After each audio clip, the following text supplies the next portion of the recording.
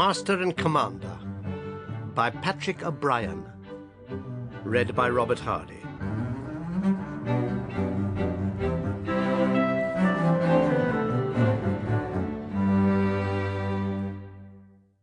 The music room in the governor's house at Port Mahon, a tall, handsome, pillared octagon, was filled with the triumphant first movement of Locatelli's C major quartet. The players, Italians pinned against the far wall by rows and rows of little round gilt chairs, were playing with passionate conviction, and on the little gilt chairs at least some of the audience were following with an equal intensity. There were two in the third row on the left-hand side, and they happened to be sitting next to one another. The listener farther to the left was a man of between 20 and 30, whose big form overflowed his seat. He was wearing his best uniform, the white lapelled blue coat, white waistcoat, breeches and stockings of a lieutenant in the Royal Navy, with the silver medal of the Nile in his buttonhole, and the deep white cuff of his gold-buttoned sleeve beat the time. The high note came, the pause, the resolution, and with the resolution the sailor's fist swept firmly down upon his knee. He leant back in his chair, sighed happily, and turned towards his neighbour with a smile. The words, "Very finely played, sir, I believe," were formed in his gullet, if not quite in his mouth, when he caught the cold and indeed inimical look, and heard the whisper, "If you really must beat the measure, sir, let me entreat you to do so in time and not half a beat ahead." Jack Aubrey's face instantly changed from friendly, ingenuous, communicative pleasure to an expression of hostility.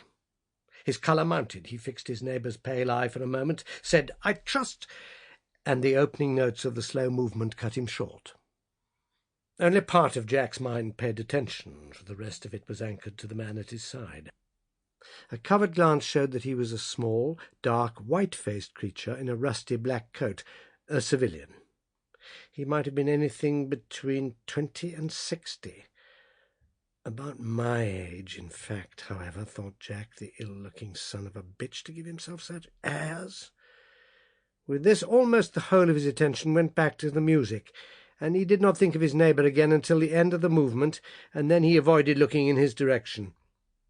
The minuet set Jack's head wagging. In the last movement an elbow drove into his ribs, and the sound "shh" hissed in his ear. He found that his hand was high in the air, beating time.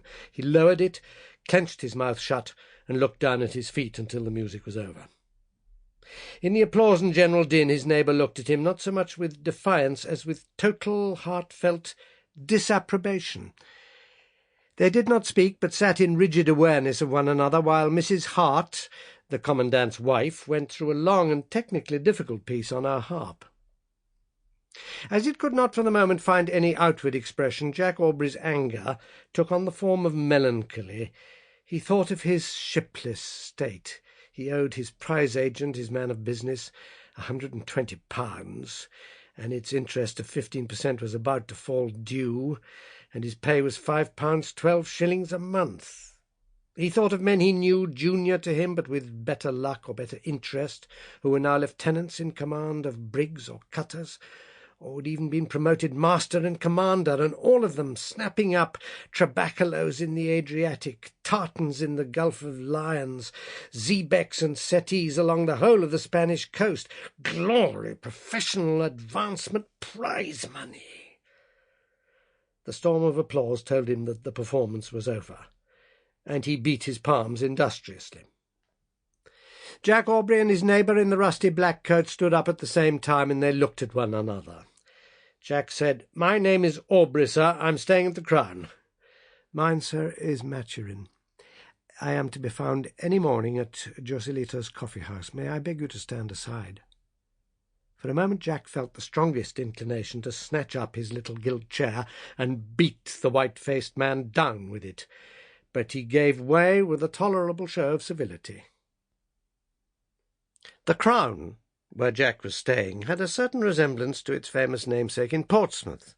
It had the same immense gilt and scarlet sign hanging up outside, a relic of former British occupations. Sample complete. Ready to continue?